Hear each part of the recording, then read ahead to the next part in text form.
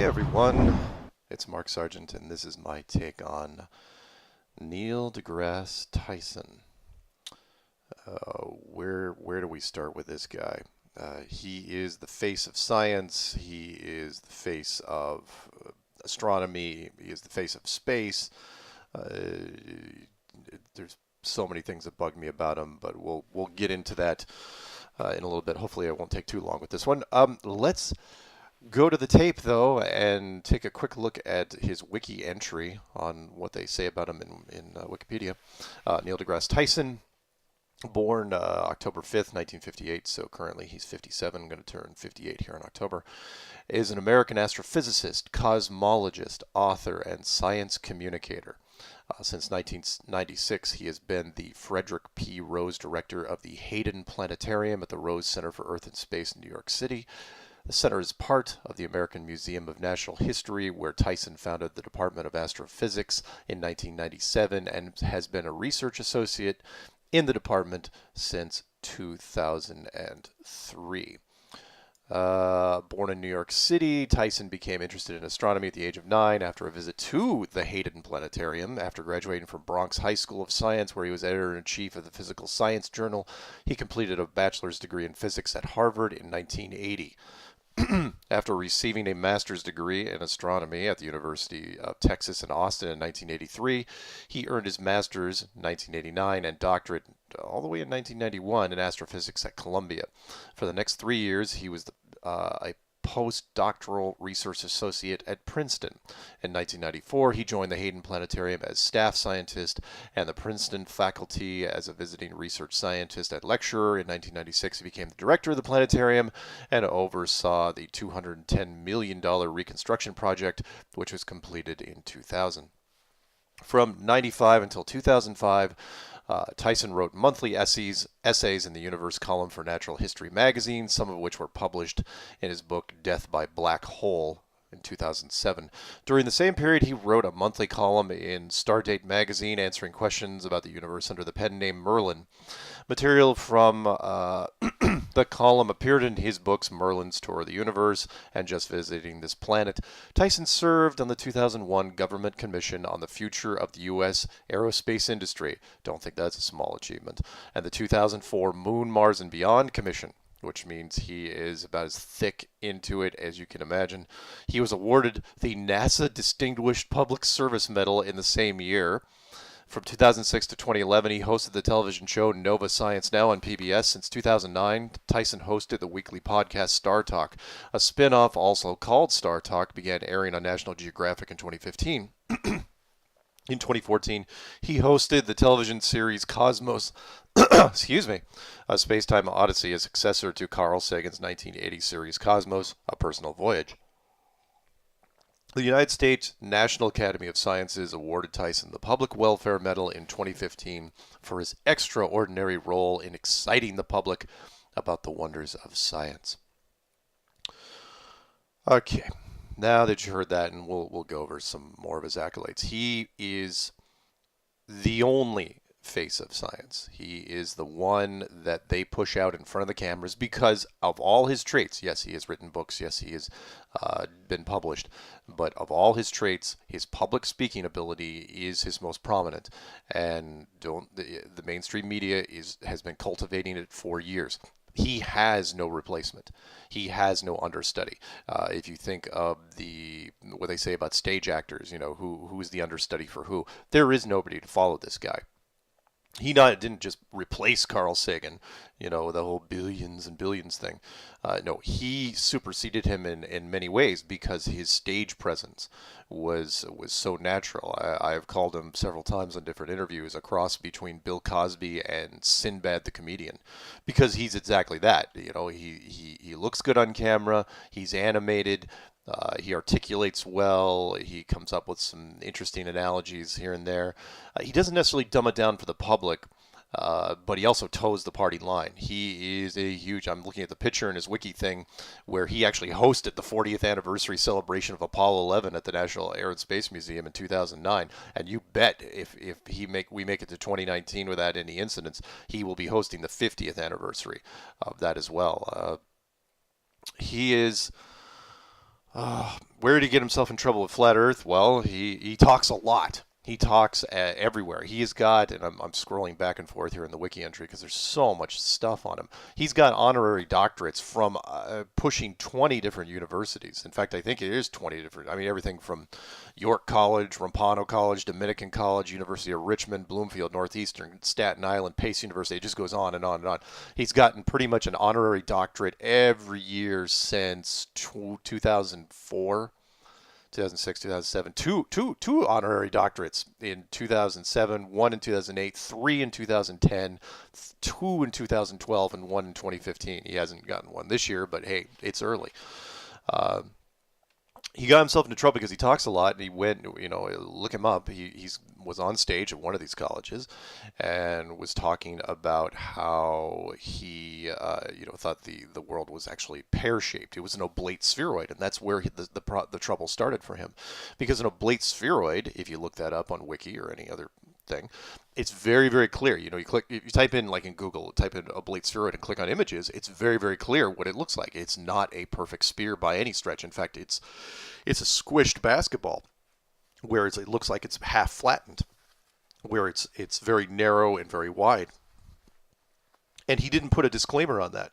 So later, when the whole flat Earth thing started coming out and people were talking about it, he kind of recanted on, I think, the Sway radio show, where he said that, oh, no, by any measurement, from the eye standpoint, it still looks like a perfect sphere, but it's actually an oblate spheroid. And then, but he didn't just say that. He also said that it was chubbier on the lower half and that it was more pear-shaped.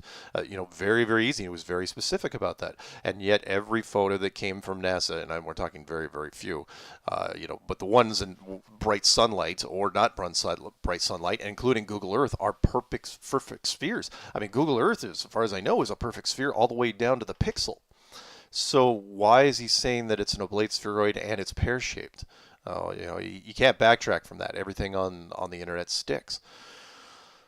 And then, of course, he gets himself into real trouble at the beginning of 2016, this year, when I'm making this recording, where he talks about he got himself in trouble because B.O.B., the Grammy-nominated rapper, nominated for Grammy in 2010, made a song called Flatline, and used a 1-minute chunk of that speech, which I was just saying that Neil gave at that university, where he was talking about its pear-shaped and oblate spheroid, and he used that in the song. He called him out on it.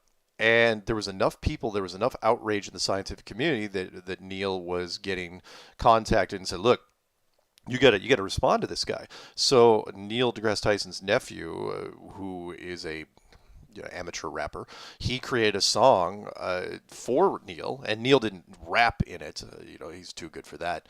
But he did use some of his dialogue and just read some stuff, and then he did that really, really quickly. So B.O.B. released, went on this big Twitter rant, was talking about how the world is flat and how Neil is a piece of crap. And he comes out, and Neil responds within like 24 hours. And then within a couple days after that, he was on primetime television, most notably Comedy Central. And he comes out and does this big rant on how the Earth is not flat, and he actually uses profanity. And then ends it with the symbolic and very dramatic dropping the mic. And it got a lot of press. I mean, a rap battle between the world's most prominent astrophysicist and B.O.B., a Grammy-nominated rapper.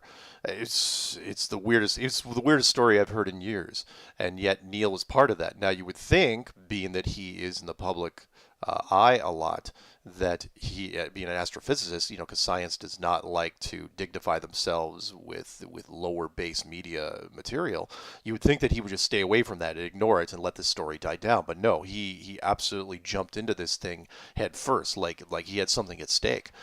And when you look through his wiki entry, you realize that he is more of a media person than he is a scientist. In fact, he's not, in my opinion, he's more of an actor than he is anything else. I mean, he's the only scientist I know that even has acting credits. So when you go down, you see pictures of him, of course, with Obama and Bill Nye the Science Guy. I mean, he speaks constantly. In fact, when I was looking up the wiki entry for this, when I typed in Neil deGrasse Tyson into the search engine, it showed that he's constantly doing speaking tours.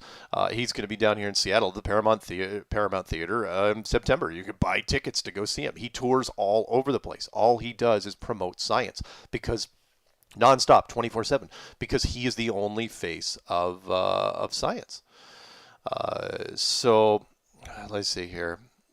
I'm trying to find something else that's really, really notable. Media appearances. There's so many media appearances in the media appearances section that I can't even list them all. He's been basically in every talk show, Conan O'Brien, Tonight Show, Late Night with Jimmy Fallon, Rachel Maddow Show, The Colbert Report. He's a regular on. Who Wants to Be a Millionaire? Preston and Steve, Ron and Fez, The Opie and Anthony Show. He's guest interviews on the Skeptic's Guide to the Universe, Radiolab, Skeptically, the Joe Rogan Experience podcast. Just keeps going and on and on and on. Special guest appearances himself on Stargate Atlantis. And I remember watching that, and of course, that was way before Flat Earth, so I didn't have anything against him at the time. Big Bang Theory. It just goes on, and that's just the mainstream media stuff. He's also been in movies, so. Books, he's got, I don't know, 1, 2, 3, 4, 5, 6, 7, I don't know, 10 books, at least, maybe 12 books he's done. Research publications, he's got, I don't know, 15 research publications, and then filmography, actual movies, where, he's been in. I mean, most notably, now, he wasn't in a lot of movies up until the last few years, right? And especially this year, whatever reason, 2016, he's been in 3 different movies. Already in 2016, he was in Ice Age: Collision Course, the animated movie, as Neil DeBuck. He was in Zoolander 2, 2016, as himself. He played 3 different. I mean, Zoolander 2. He shouldn't have been in this at all, and I'm trying to figure out why he was in this. And not only was he in it multiple times, but he was in it at the very end, the very last scene of the movie, which should have been, Hansel and Ben Stiller. It wasn't. It was Neil deGrasse Tyson spinning around and giving one of those model looks. You got to be kidding me. I mean, yeah, People magazine called him the sexiest physicist alive back in 2000, but that was 16 years ago, and he wasn't that sexy back then. College photos, yeah, I'll give him some college photos, not now. And not only that, he was also in Batman vs. Superman as himself in 2016, Dawn of Justice. It's so frustrating because he's a list of awards.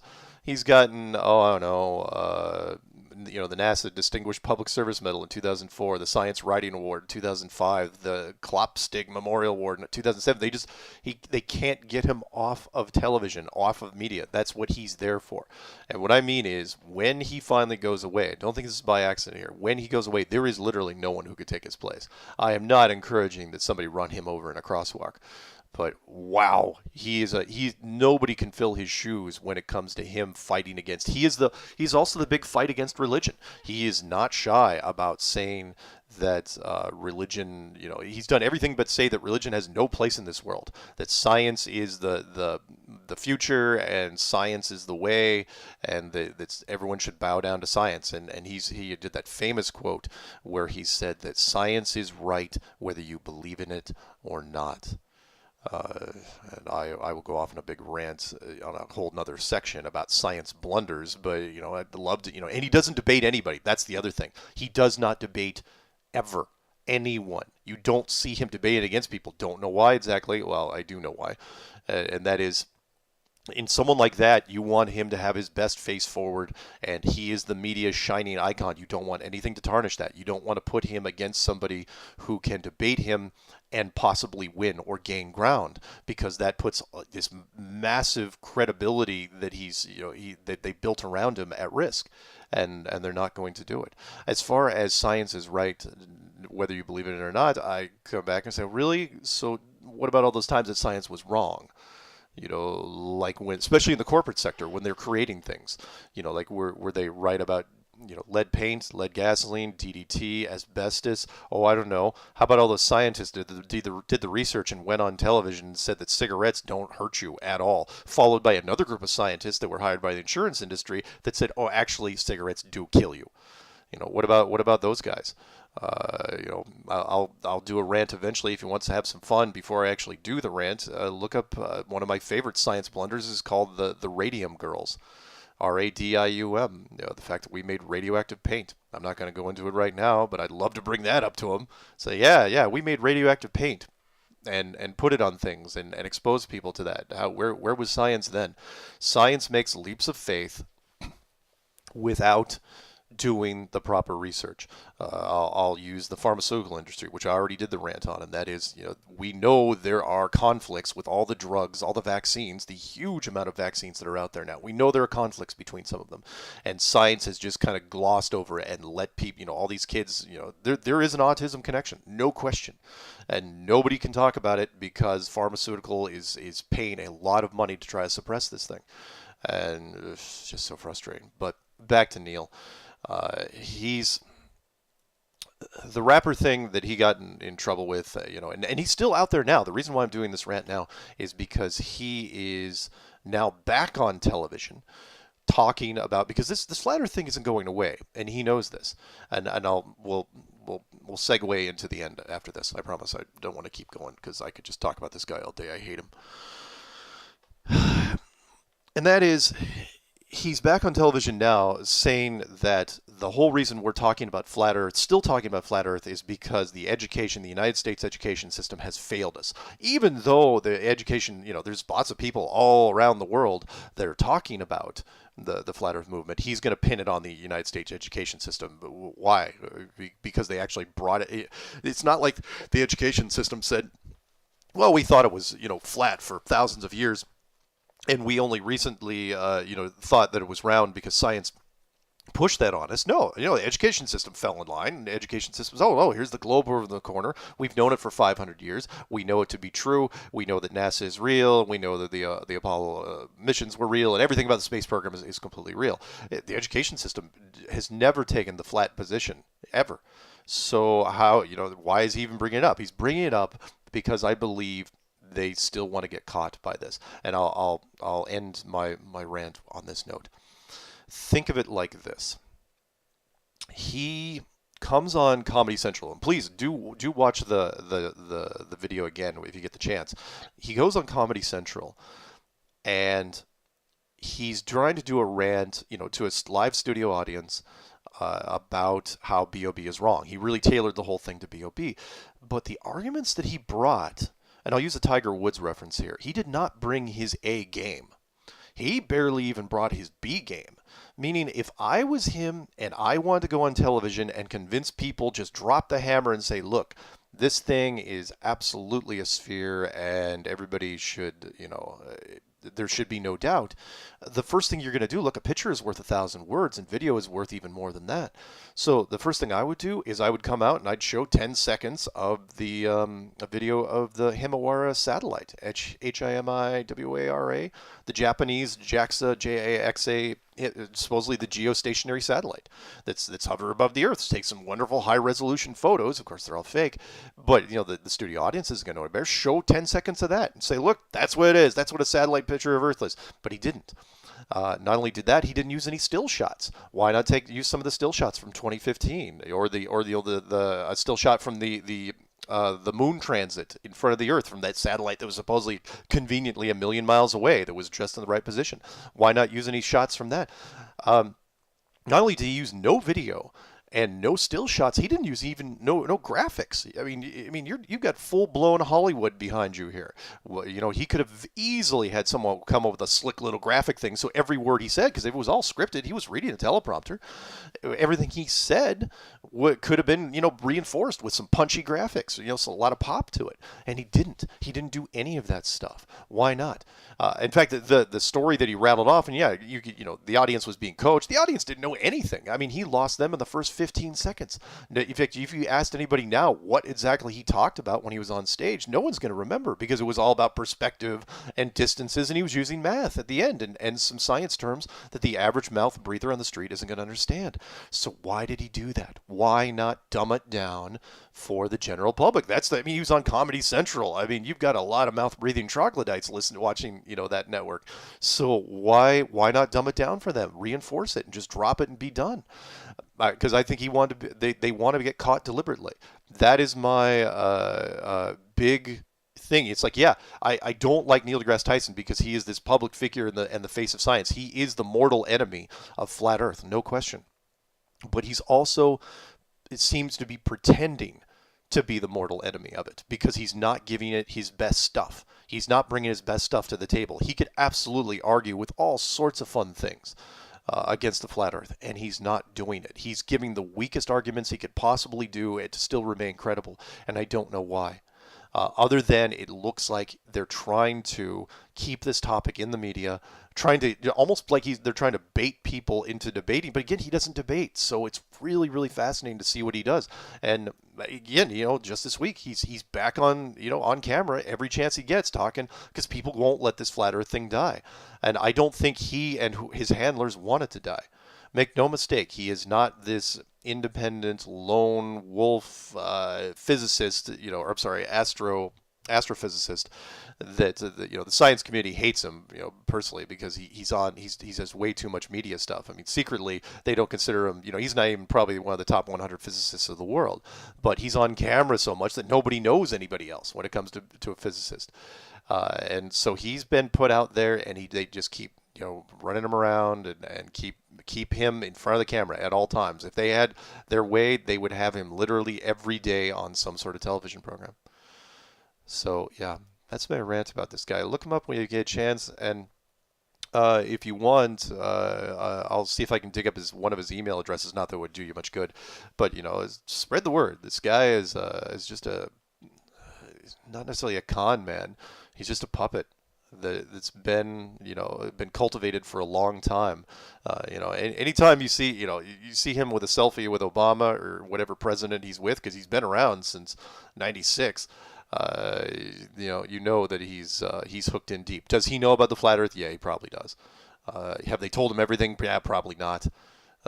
Maybe they've only told him enough to because they don't want to screw up his public speaking ability. I've said that for a while now. The flat Earth, if you know all the secrets about flat Earth, it weighs so heavily on your soul that I don't think you can do a lot of it's tough to lie. It's tough to be a convincing liar anyway. So. That's my rant for now on this. Everyone, again, look up everything you can about Neil deGrasse Tyson. Study the man, because eventually we've got to get to him. He's got to be the guy. He's going to have to address this one way or the other because he's the face of science, and if he doesn't address it, I don't think it's going to be taken that seriously. Unless they just create somebody else from scratch, like Obama when he came out of nowhere. But that's a whole other rant for another time. Anyway, thanks guys very much, and talk to you next segment.